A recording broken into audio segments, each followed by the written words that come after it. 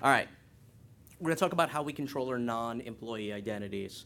Now, this one's a little more all over the map. My last session was about what we see as best practice model because best practices, for those who are there, in the eye of the beholder, but what has worked for us from an assessment blueprint road mapping perspective. One of the things, funny enough, that comes up a lot is this topic, which is how we were able to go through this topic and get a little deeper on this, which is when we go into a lot of these organizations that we assess, the same problem seems to pop up over and over and over again. My HR group, they've got PeopleSoft, they've got UltraPro, they got Lawson, they have whatever it may be. And then we say, great, well, what's handling your vendor side?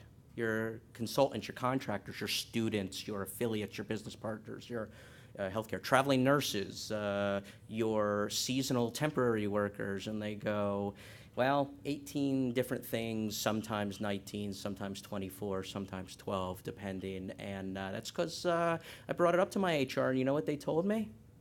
Get the heck out of here. Are you kidding me? So I'm hoping, since people came to this thing, that I'm not the only one who has seen this. Anyway, I can get a little show of hands. Anyone else who's hit this little roadblock before? Been a couple. Yeah, look at that, see? Good. Then you're probably in a good class here. Thank you. Because that would be really embarrassing if nobody had that problem. All right. Here's the other piece of it, and it's something that people will recognize who were in the last one. You go and you say, I don't care, HR person. Go get that contractor module, and you're gonna, and you don't even get the sentence out because they hit the button and, oh, holy cow, I'm down by my car with a box of my stuff. What happened, right? Well, we want to talk about how we can get over that hump because we see this over and over and over again, and yet not a lot of the, at least in the IAM space, vendors are doing anything about that. It's slowly starting to change. I, for example, know one that just was sick and tired of pointing it out in all of their assessments and built their own, but we're going to hold off a little bit on that, and we're going to talk about where it comes into play, how it's important, what are the typical options, because there's probably about 6 different things, or 6 different, I don't want to call them fixes, but 6 different methods we're seeing out there. And it's really 7, but I wasn't going to go down the 18 different groups do their own thing and fill out spreadsheets, and I do the next number and I have no traceability. I'm going to try to skip that one. So first comes the very quick shameless self-promotion. For those that were in the last session, I tried to keep it about 30 seconds to a minute and move on. The reason is I want you to know that we're not 2 guys that they just found outside and said, hey, you want to do something here? So we have been around IDMWORKS since '04. And where this comes into play are what I like to call full life cycle in this space. We do the advisory side. We do the implementation from a vendor neutral perspective in that we're partners with everybody and we implement pretty much all full life cycle. We do the managed services piece. We do the development. As a matter of fact, we have connectors to a lot of the systems that are one size fits all or supposed to be vendor neutral, and that's really the case of what they are, as well as a solution for this that we have, but that's a separate piece. So hopefully I kept that to about 30 seconds there, and I'm going to move on. Okay, so let's talk about now about what we're really here for. First, let's talk about that problem. So, employee information, tracking, accountability. Do we have this in place? Well, a lot of organizations actually do. They may not be taking full advantage of what they have, but they got some kind of human resources information system, for better or for worse, and how they're managing it. They say, oh, okay, well, you know, our onboarding, well, we have a process. It starts with whatever our, Teleos. I've seen some organizations, I forget what the other PeopleSoft one, there's people something or other, people Fluent I've seen. And there's all these what we'll call the pre-provisioning piece where they're collecting the data, and if that person gets the nod, we take that data and we send it over to the HR system, and what do you know? We've got a process to get them there, and now we can go downstream and do of all our account creation and all that loveliness.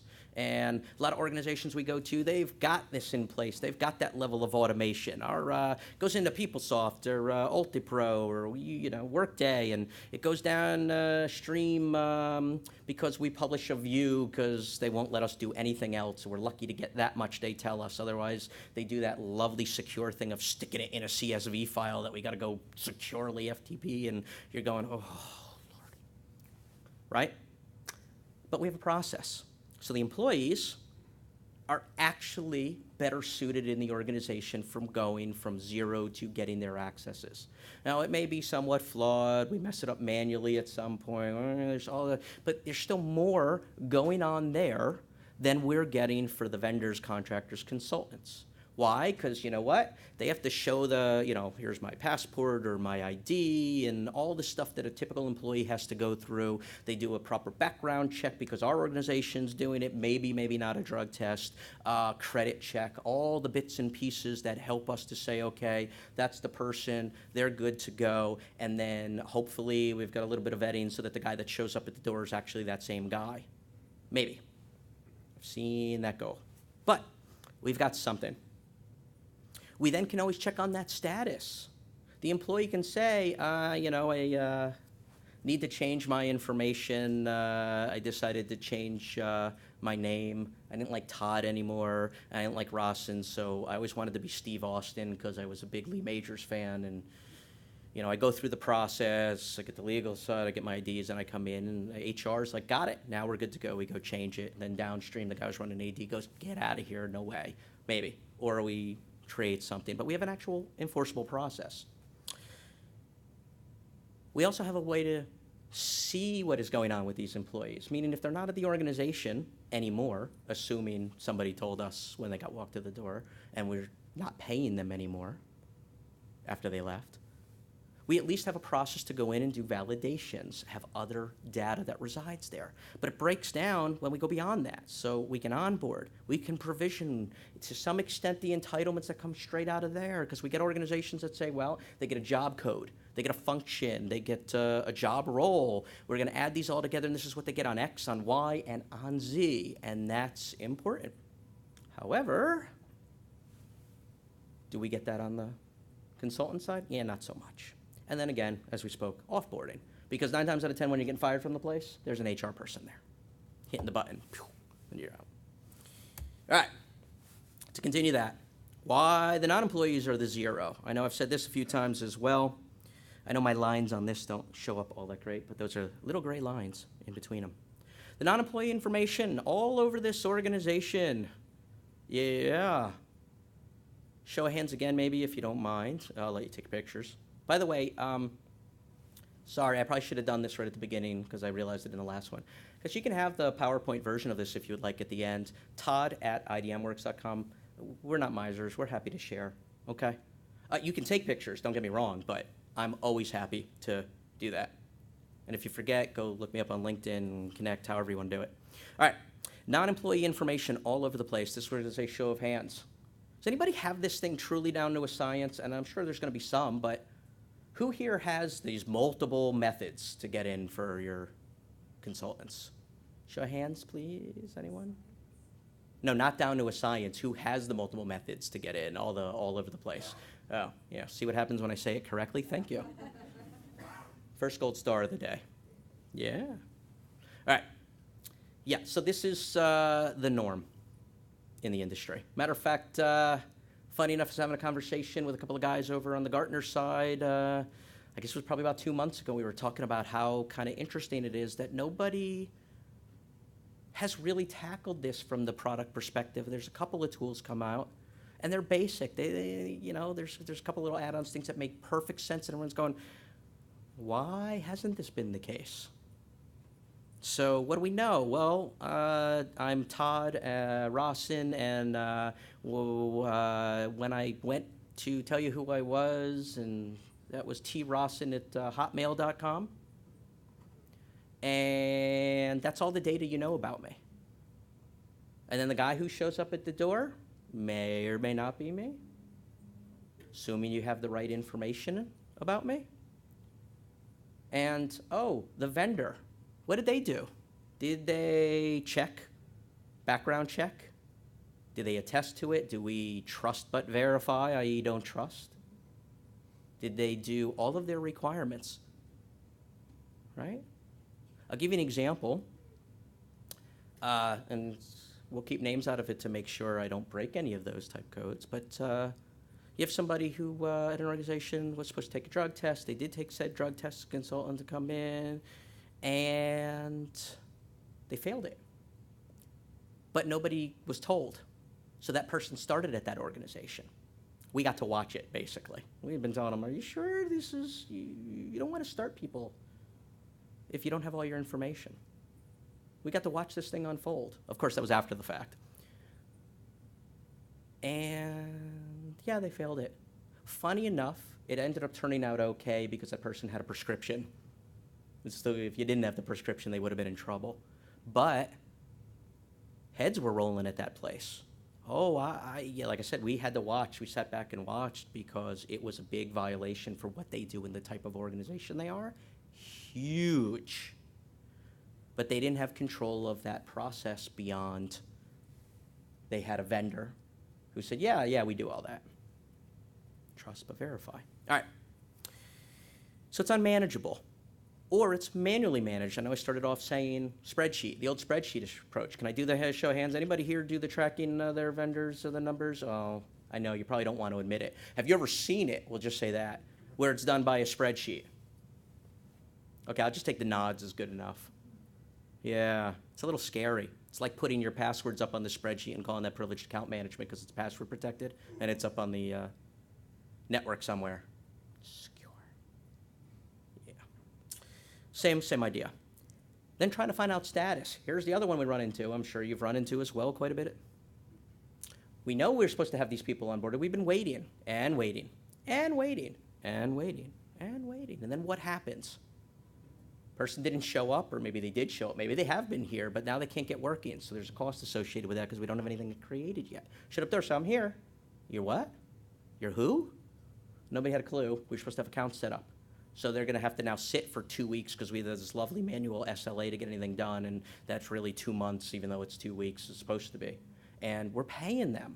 And they're consultants, so you know they're cheap. Right? Or they're off-site somewhere. They work out of the country. They work out of their home. They work out of Starbucks. But we don't track. We don't know. We don't even know if it's the right person. So again, we'll just do the nod thing. Nobody has to do the hands. Has everybody ever had that where you have had a consultant and it turns out, or somebody has found out that it's either a different person or a couple of people? No? I see a couple, I've seen a couple nods back there. Yeah. Yeah. Sometimes it's going on, people don't even know. That's the worst part. Maybe last 3 years, you know what? Bobby rocks. Bobby's 4 people, that's why. All right, and then offboarding, that's the wonderful part. So some of the orgs we go to, same thing. Well, every 90 days, if the account's unused, we disable it, that's great. He got walked out, and for 90 days, that account's been ready to go, and oh, well, no, you know, if we're not told, if the manager doesn't go and fill out the web form and send it in, or fax it in, I love that one. When we've got a web form, we can print it out and fax. Kind of defeats the purpose. If the manager didn't do that, oh, so be it. Oh, and by the way, that person hasn't been here for 6 months, and we had provisioned them a laptop. Anybody know where that is? I sure as heck don't. So, the problems. So let's say, what did we just talk about? These questions. Can we track them? How do we track them? Do we do the spreadsheet approach? Do we just stick everybody in an AD, give them an AD account, but we don't delineate whether they're truly a consultant or not a consultant? You know, they're an employee versus a non-employee. Do we do that awesome thing where we go, oh, of course we do. We just give them a number because everybody loves a number for their logon. The thing that's there so that you can log in isn't really a security mechanism, but we want to make it difficult. So if you're an employee, you might get the number 8675309. But not if you're a consultant, then it's C8675309, which always gets written down along with the password on that scratch pad because who the heck wants to remember that? Although this now is probably burned into your memory for the rest of the day. Sorry. So again, we run into these same issues again of how we do the tracking, where we put them, and it really gets difficult when we say, we're just going to stick them all in a store that's got everybody in it. The delineation becomes a problem, cleanup becomes a problem, we end up with bad data, orphan data, and you know what? If employees are handled by HR but they're in this store, and non-employees are in this store, and that's not just authoritative but also the system of record, same problem. It becomes a mess. And as a result, and this goes to this last one, the scrutiny. Do the non-employees have an easier or a more difficult process to get access? It's a little scary if it's easier, but a lot of places as a result, because we don't know enough information or track enough information, you're actually having groups of users that should require a higher level of traceability and auditability and access control getting less and less and less. So, what are our options? And this is where I said these are the typical ones we'll see. The only one I tried not to put in here was when we talked about sticking them in spreadsheets and manually saying next and next. And I guess technically I could have put it, but I don't call that an option. I call that a headache. Now, some of these are headaches too. I'm going to hit 6 right now that are the most common beyond that one that we see, and why the 6 tends to be more of our solutioning side. So the first is, again, going back to HR and hoping they don't hit the button where you're down by your car, and that's saying, hey, take care of them. But most orgs, it's become the battle of the century that they don't win. If you can get them to do it, this is a phenomenal method and probably one of the best ones out there if it's working, if they're going to take care of them and do that process. If they're going to say, yeah, stick them in there and do nothing about it, it doesn't really help all that much. Gives you a little bit, but it's not really where it needs to be. Because if they're only still saying Todd and Rossin last name, email is a Hotmail address I provide, or a Yahoo, because they never had any problems with the security or anything on the password. So point being, if that's all we know, that's bad. That's our fault. Okay. Next option, use an auto-provisioning application. And funny enough, this is one we've seen more and more of, and we're trying to actually, it wasn't bad for its time, but because it isn't a specific solution out there to handle this, isn't necessarily the best case. It's better than nothing. And what I mean is, if you're already doing auto-provisioning through a third-party application, or in some cases a legacy homegrown application, and it's got a directory or a database of its own, we have seen some organizations build in that we're going to also use that as the store. And it does tie in somewhat effectively. The problem, though, becomes if we ever move off of that, it becomes a headache. It's not segregated. So is it okay? Yeah. Is it perfect? Not by far. Is it preferred? Preferably, on the preference, again, preferred. I don't know if it's preferred. If it's our only option, it's better than nothing. But segregation tends to help on this process as well. But that's one possibility. Okay? Use the credential store, and that's when we went back to the Active Directory side. And we say, okay, well, similar to this auto-provisioning piece, we have to also be careful licensing costs. So tell me, well, again, we don't have to do, I'm just going to assume, but you're welcome to nod on this one as well. You've got this disabled OU of some sort, or OUs in your Active Directory, since everybody's in there, that we never do anything about. And they're in there. And I've got, 10,000 users and, I don't know, 78,000 disabled users. And I'm going, what? Because there's some cost associated. Or we know we can keep them in there. It doesn't cost us too much if we strip everything out and all we leave is their name and, maybe their one-time employee ID, since that's what we're using even for the consultants. Everything else is stripped out. So the person comes back in, and I can't tell you if it's the same Todd Rossin.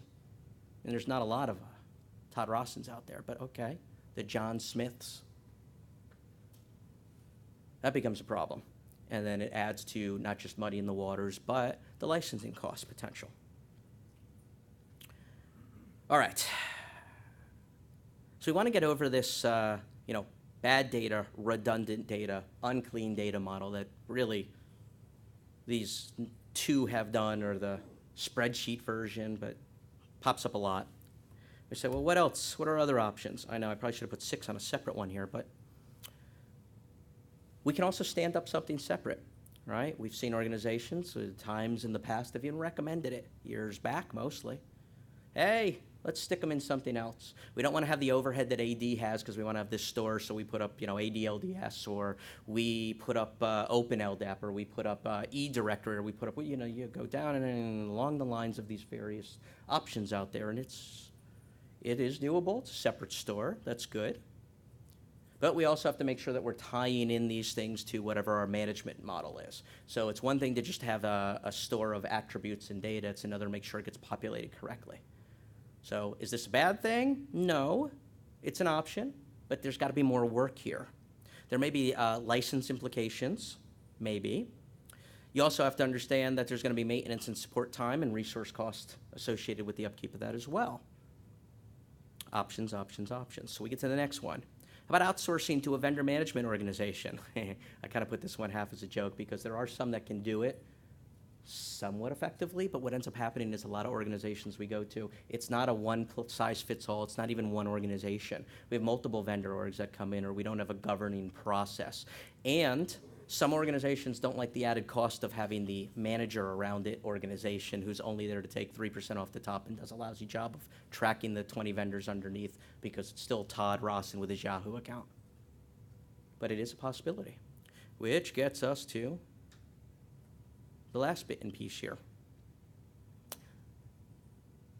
A targeted non-employee solution. I say a targeted solution because we want to say, okay, we know we need a store. Let's figure out what those rationale, what the requirements around that are, and then how are we going to manage that requirement? And we're going to take a quick peek as to what we have seen as sort of the need be's as we've been told by our customer base over the last couple years and how it fits in. So we've got the targeted solutions that will combine this. Let's start with the buy versus build. So if we're going to build this, how are we going to make this work for you? I don't mean we, me, you, everyone. How are we going to get the best process? Well, we got to make sure that it's easy to use, because if it's not, it's like anything else. If we overcomplicate things, people will work around.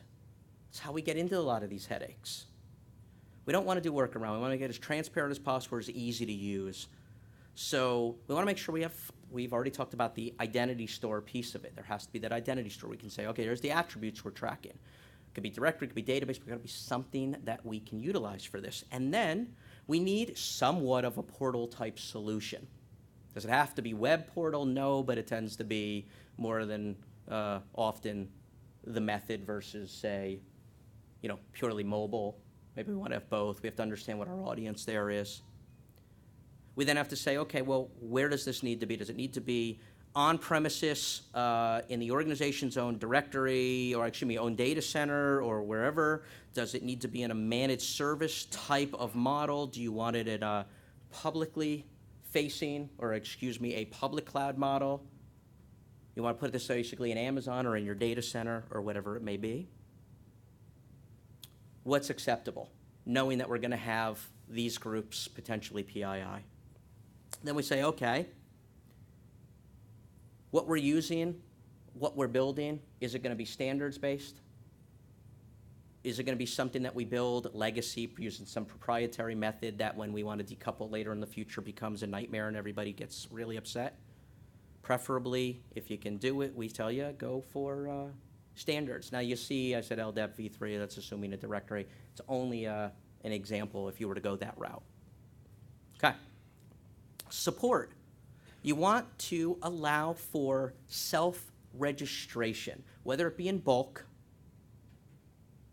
which you'll see there, or whether it be individualized, and by the vendor, by the hiring manager, by whoever it may be. Have to be able to populate the data, because the only way you're going to be able to enforce this approach is if you specifically state, here are the attributes that need to be covered. I don't want just personal. I want, first name, middle, last. I need address. These are the requirements in this. I need, now granted, some may be PII, so we have to make the determination of what we can and can't get away with. Some of it could potentially then drill down into workflow if we need be, but you want to understand what are the basic pieces we want to get. What are the identifiers? And if I can't get an identifier, if all I can get is that Todd Rossin and Todd@yahoo.com, how am I going to prove that this person who's got onboarded is the same person? Am I going to send Todd at the end of this a one-time use code so that when he shows up at the door with his ID or whatnot, can now put in the said code, 8675309, and while that's not really a wonderful way to vet, is something more than he just shows up at the door and says, I'm Todd@yahoo.com. What are the requirements? Where does that need to be addressed? Now, what we have seen a lot of organizations push into this is more of that identifiable information and then the utilization of something like a one-time use to make sure that the person who's been notified of it and it has to go to that person is the only person who'll have this code, so that we can pre-create these accounts and potentially even have them come in, auto kiosk model, if you would. Put in, hi, I'm Todd, I'm Rossin, and this was the email I used, Todd@yahoo.com, and here's the code, and it says, welcome, set your password, answer your challenge response questions, and ties in potentially to your third-party auto-provisioning tool to unlock the account. So whatever that criteria is. That's the account claiming vetting piece, the attributes, the customized ability. You're going to have to guide people through this process. Fortunately, if you go the web route, it's not that difficult. First name's first name. You little asterisk so they know that it's required. Maybe some logic behind it so they can't just make something up. Because you know what? We've got orgs that want the last four of the SOCH, and every consultant or contractor that comes in is 0000. Yeah, not so good. Okay. Do we want to go beyond just web to mobile? So optimize that user interface. Do we want to also act as an identity provider? Not just the authentication piece, but also the authorization side. All things we're going to have to determine if we're going to build this thing, which gets us to the prettier version of what these things should look like. Do we want password management built in? We spoke about some of the account management. Do we want to expose it? You'll hear ad nauseum here about SCIM and utilizing SCIM and how we want to tie it in. Do we want to do group management, etc.? How do we want to do notification of this data? What's secure? We also know that, SMTP is not the most secure thing. So how do we want to notify and utilize this approach in order to help make sure the right people are getting the right thing at the right time and for the right reasons? We talked briefly authentication, bulk, identity vetting. I'm going to skip over for now configuration. You don't have that. It was a holdover for something that we built, so pretend that wasn't there. And then how do we want to tie it in? Again, how do we want to do this onboarding process? Do we want to say, here are the actors that are involved? And this is an example. It's only to be treated as an example. The reason I bring this up is we've had one or two that have gone this route, and that's why it made sense. Who is the person who's responsible? Do we delegate to that person, have a good delegation model? Is it the person coming in, or is it their contact or manager? Do we do the delegation for them? And if so, what are the rules, parameters, etc., i.e. the workflow behind it? Do they have to agree to certain consent forms, things that they otherwise would have to sign? Do we have to invite them? How do we do our process? So this was an example process here where it was invitation-based because we only know so much about them at this point. And we want to force the information to come through. We want to collect the information. We want to make sure it happens. Which gets us to offboarding. Oh, this is the big baddie. Any place I've seen that has some kind of process outside of their HR in terms of collecting and even in that, and goes down, like say, the AD track or whatnot, tends to be the old after the fact. The account's not used for 90 days. Or the manager has to let me know. Well, we have to enforce actions. We should always be setting some sort of expiration and notification process. And it can be a bear. But if we don't have a methodology in order to do that, you're going to have these leave-behinds and you're going to have these orphans. And we want to make it simple. I actually took off the last S. Has anybody heard on the sales side, keep it simple, stupid, KIS? Yes. It's the same idea. Keep it simple. If we keep it simple and then we enforce this from a managerial perspective, hey, by the way, this is not done because there's not a great way to do it. If it's not done, the people are going to lose their accounts. But if it's not done in our model, you're going to get warned, and then you're going to get warned again, and then there's going to be repercussions and beyond warning. HR may be getting involved, or vendor management may be getting involved. If we don't take the hammer, nobody will change what they do. You got to hit people over the hammer. You got to make an example or two. So I'm almost there, and then we can jump right into questions, because I know this can get a bit long in the tooth, but a little bit of shameless self-promotion again, but it's not just us, but in terms of us, this is the buying piece. The reason I bring this up again, I know that's not the core and crux of this, is because we want to talk about buy versus build, right? So we just talked about build. Your other option there, and we are not the only ones, I am making the disclaimer, it needs to be said, so we're going to use this as an example, which is this. Are there solutions out there already built? The reason I'm bringing this up was specifically because this kept coming up at customers over and over and over again. And I remember having the chat with, I think it actually was Brian Iverson, if anybody knows him, over at Gartner at one point. And I'm like, are there other solutions? What am I missing here? Because this seems like not the most difficult thing in the world to say, you know, there's a need out there, let's fill this. Who are the other solutions? And I found out there's a small handful. And we kept building it. You saw that option in the third-party provisioning tool. We were doing that for the better part of 5 years. We'd build it in whatever they picked. Pick a product, an Oracle, a SailPoint, a Ping. Different case there, though. I don't know, name your tool.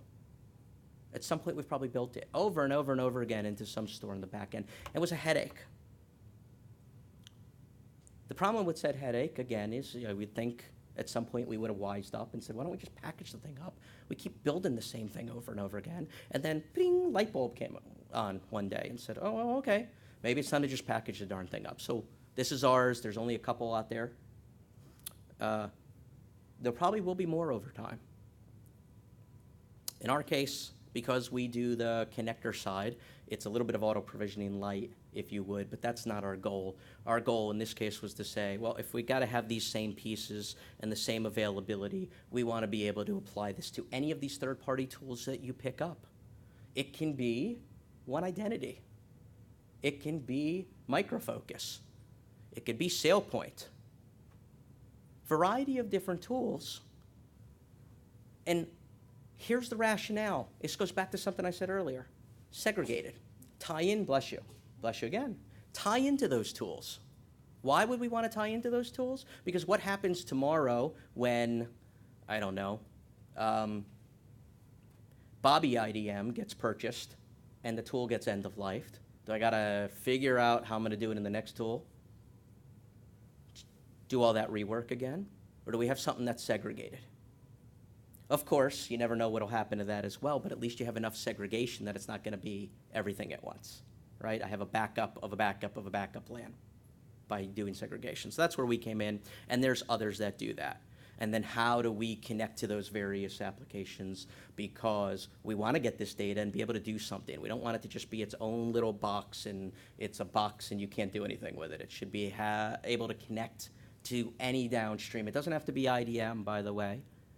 It could be to service desk. It could be application specific. You saw like the Epic piece in there. So for tracking that point of view outside of purely an IDM store, for example, because the organization requires segmentation or segregation. So again, buy, build, options. I want to leave it at that for the most part.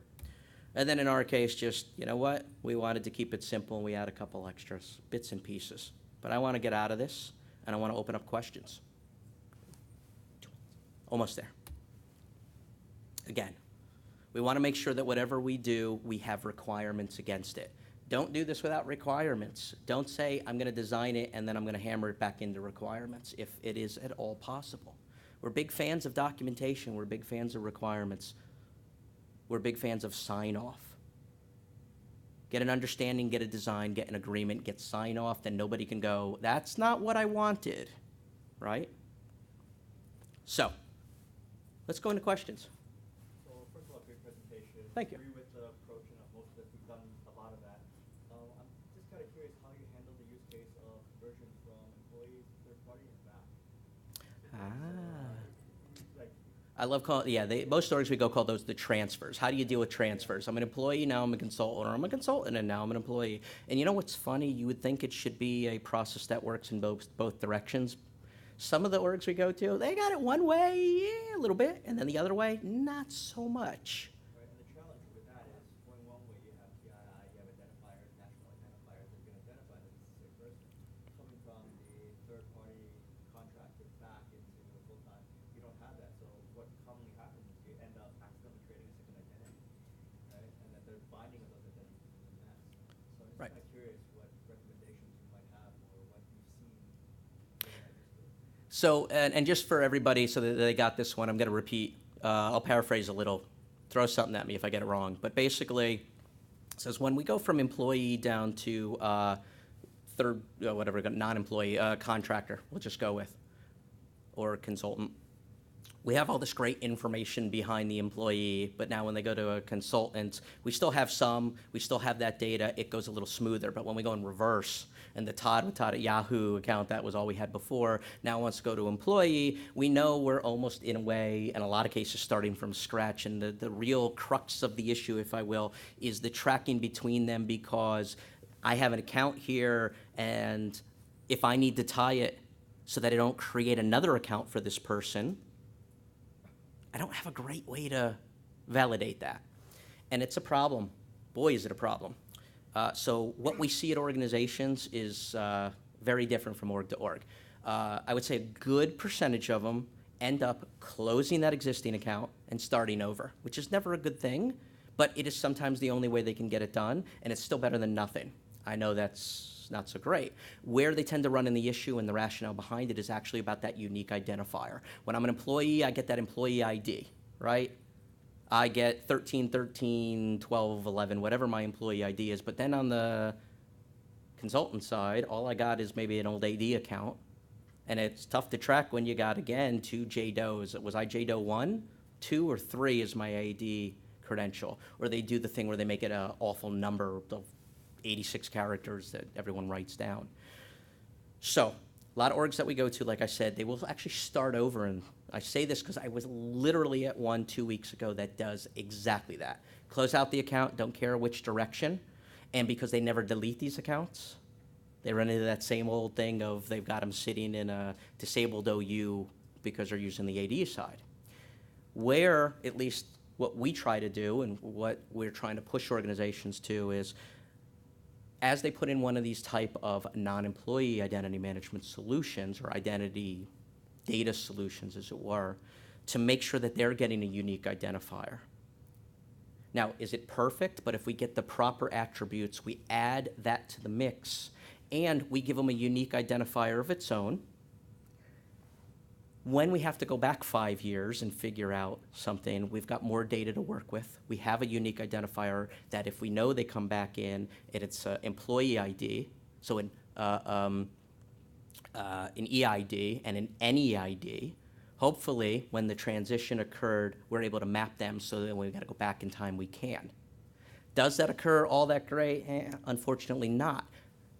Other organizations, though, have taken it one step further where they go sort of an MDM route, master data management route, where they're saying, okay, we're now going to talk rule set. I've got these 6 pieces of data. It's Todd, it's Rossin, here's the address we had on file, and here's X, Y, and Z, and I switched to this other, and now it's Todd Rossin, but they, like when Andre did his second thing, and I got 1 S instead of 2 that time, so this time the last name's wrong. Well, most organizations are going to give you another account. If we go sort of an MDM approach, we say what else matches first and what's the threshold? We say, oh, the address is the same. The name is different, the address is the same. Is that enough that we want to say first name's the same or the last name's well, probably not good, the last name, but the first name's the same, that it's probably going to be the same person, do we then say, based on identity analytics, these type of information, what's the threshold? We're about 80% certain. Does that mean we reopen that disabled account, reuse? And if it's on the flip side, 50 or less percent certainty, we create a new account, and then the gray area we kick out, and somebody has to now manually do the review. Hopefully it's not going to be too many. We're seeing a lot of organizations go down this route, and it's a logical route, and they're doing it one of a couple different methods. We're seeing it happen with auto-provisioning solutions. We're seeing it happen with identity analytic type solutions that are going to be built in. We're seeing different triggers for this come into play. But it's not necessarily starting at that store. It's not necessarily starting at the vendors coming in and the vendor side. So you're going to probably see some of that change over time and where you're going to plug that type of logic into. But that's the crux of it. I say that's what we're seeing only in the sense that that's this tiny little population. Everyone else is just saying, screw it, close it, open a new one. Or saying, just reuse the old one and getting it wrong a chunk of the time, which is the problem because they're not solutioning or using one of these. That's a long way to answer, but that's what we're seeing. Yeah, like we're actually going the other way. So we actually delete after 180 days of disablement. We do clean up and all that kind of thing. But and we actually have a separate unique identifier, separate for like the employee number, uniquely identify the identity. The problem is that most of the time, by the time we find out that we need to do something with identities, there's to retool them, and then gluing them together is a very highly manual process. I'm trying to find anything in industry to figure out how to identify this. In a merged identity, Yeah.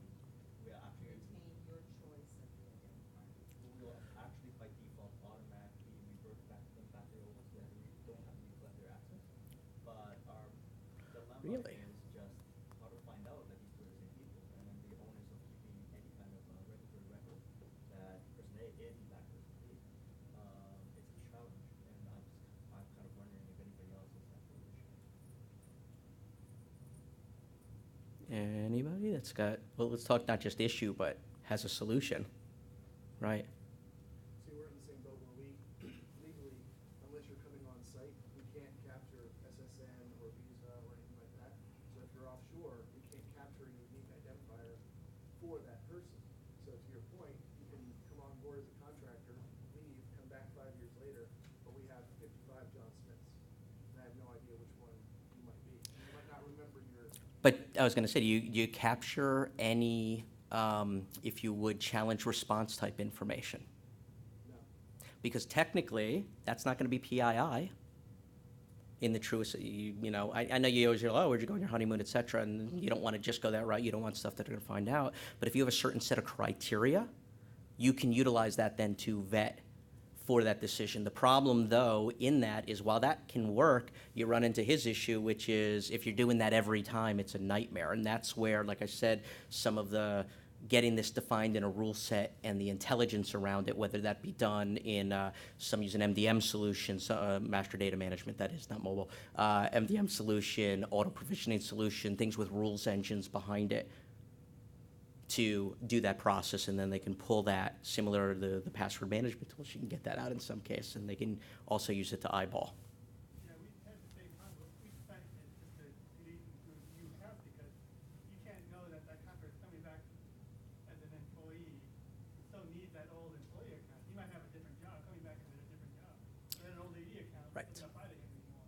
Well, but I think that's another issue beyond that, which, and kind of funny, because when you said that, one of the issues, right, that is, this person's coming in, is it completely set of different entitlements, if you would, that person needs to have. If you're just turning it on, you kept that entitlement data and you're not running it through a proper process. But now we can go to certification and attestation and say somebody's coming back into the fold, and if we kept the entitlements, which ideally I'm not a big fan of, at least then automatically kick off your review before they walk in the door to make sure. It's still not what I like to see as a practice, but yeah. Anyways, I would love to know what you guys are doing on that then. For our case, that doesn't apply because we, like I said, we do cleanups. So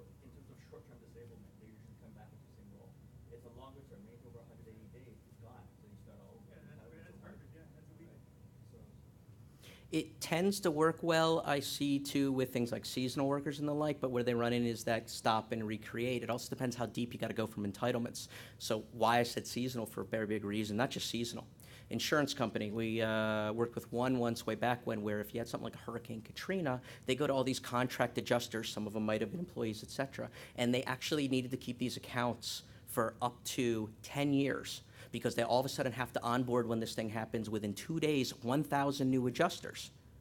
And it's a nightmare, and if they all call the help desk, it's even worse. The solution set there was to say, this is more of like your federated model where they can only do so much, right? Like I got a Facebook account, and outside of Facebook, I can go to abcnews.com and say, you're an idiot, you know, on the discussion thing, right? So when we go that sort of identity provider to service provider model of it, and in this case, that's where these adjusters would come in, but a little deeper, we would disable the accounts every, I don't remember what the criteria, if it was 60, 30, 90, and keep them sitting there with the challenge response and some of the other pieces. So they were disabled and they didn't have to remember their password because they come back in 3 years. What did they have to remember? Their name, and in this case, what that original email or whatever their email address is that we have on file, the Todd at Yahoo. And without that, yeah, they're gonna have to start over. But in that case, they can come in, and that's where that challenge response piece would come in. And we could unlock, if you'd call it that account.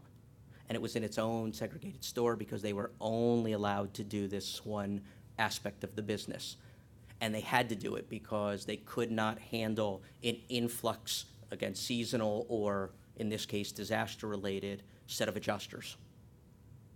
And it kind of looked similar, very a little different, but similar in terms of a screen set. For not the creation thereof, but I come in, I unlock, and kind of like when you log in or set your challenge response the first time, or you go in to change them.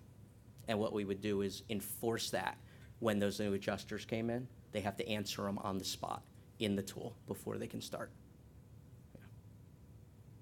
Other questions, comments, concerns? Go back to the HR. Yeah. In terms of ownership, have you seen procurement or supply chain ever owning this? Oh yeah, all the time. It's such a mixed bag. Sometimes it's procurement, sometimes it's human resources, sometimes they've got, again, their own vendor management, and then sometimes, and this one boggles the mind, is it's your department and his department and her department and their department. And everybody's got a different one. That's ugly, but it's all over the map. That's the whole, funny enough, reason for all of this, right, is that's killing people because every place seems to have their own methodology and nobody's got one they're necessarily happy with at this point. Yeah, and when you got to go figure out a root cause analysis, was a Colonel Mustard in with the candlestick in the library, you don't have that information to do so. That's what he said. If you get HR to take over your contractors, it's a godsend. Yeah. It takes over a bunch of it. We're like you, our procurement department handles our contractors. It handles the contractors. Oh, no, I wish our procurement. Oh, really? Oh. Don't wish that. Yeah, no, it's cybersecurity right now that handles all that. Yeah, but HR's taking over Oh. the contractors. It's all about them. That's, wow, okay. Yeah. So, yeah, we're pushing for HR to. Oh, I'm supposed to say this now that after people already left the room, but I figured people could probably figure it out. If you want to see what we have, we can demo it to you, of course. That's the shameless self-promotion, and I'm going to stop talking about it now, but you can come find us. All right. Thank you, guys. Appreciate it.